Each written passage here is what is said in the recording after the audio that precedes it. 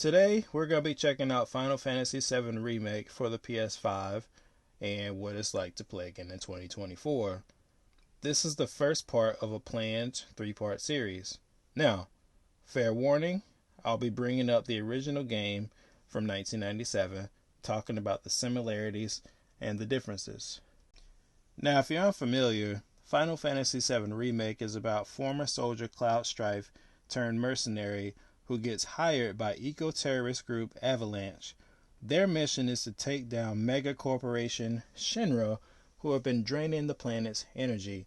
The narrative shifts towards the middle of the game when we find out that Aerith is the last descendant of the Cetra, the original stewards of the planet.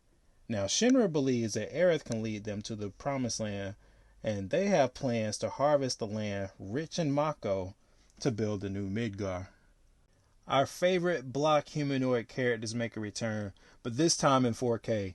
We have Cloud, Tifa, Barret, and Aerith, and Red 13. Though he wasn't playable, it was still good to see him on screen.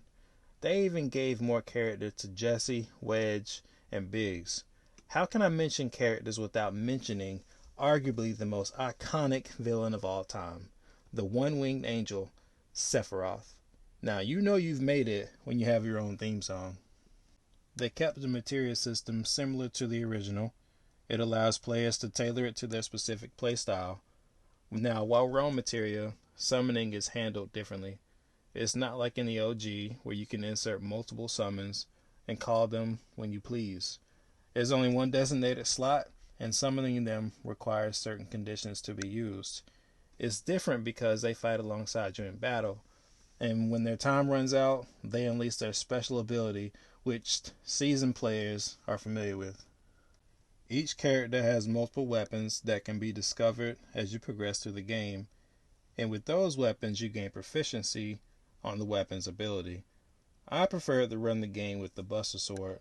Call me a purist. The weapons upgrade menu was a new feature. After a character levels up, they were given skill points to put towards an upgrade on each weapon. Now, me personally, I prioritize strength and then magic power. Again, that was just me. The combat in Remake is completely different from the traditional turn-based playstyle that we started with, and now we've been introduced to a real-time hack-and-slash combat. Players have the option to switch between characters, each of which bring their own strengths. Some are bruisers, you have long range, and then you have your spellcaster, aka Aerith. Each character has unique abilities and skills. Now, one thing I liked about this combat system is that while you're controlling one character, you can issue commands to the other two characters in the party. Remake is like season 1 of a TV show. It introduces characters and creates the world. Speaking of, the world is so expansive. Remake covers the Midgar section of the original game, and when I say it expands, I mean it expands. It fully immerses the player into the world of Midgar, from the adventures through the slums, Shinra Tower, to the Mako reactors, to Wall Market. Everything is so alive. Every environment has its own personality. Combine that with the music and the NPCs. Now, let's talk about Wall Market again.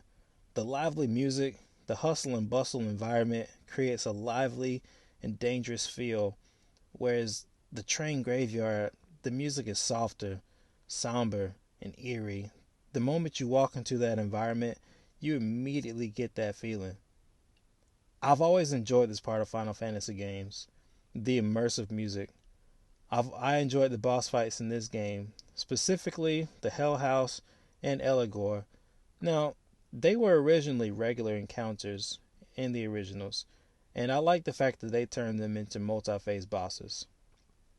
The story for the most part is the same. As I mentioned before, it's an extended version of the original. We get to play through familiar moments from the original, but more fleshed out. The new elements they added to the game were seamlessly added. For example, Jesse's missions to the South Side, the Underground Coliseum, exploring the train graveyard, and so on.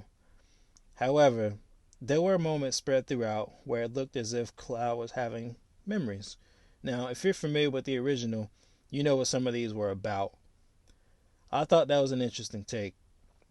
Now, something new that they added were these hooded figures called Whispers. Now, their purpose was to maintain the events of the original timeline. Now, I won't get into all that, but there was a moment at the end of the game where all this was explained, and I thought that was well done. This game had so many shining moments, and some I didn't care too much about.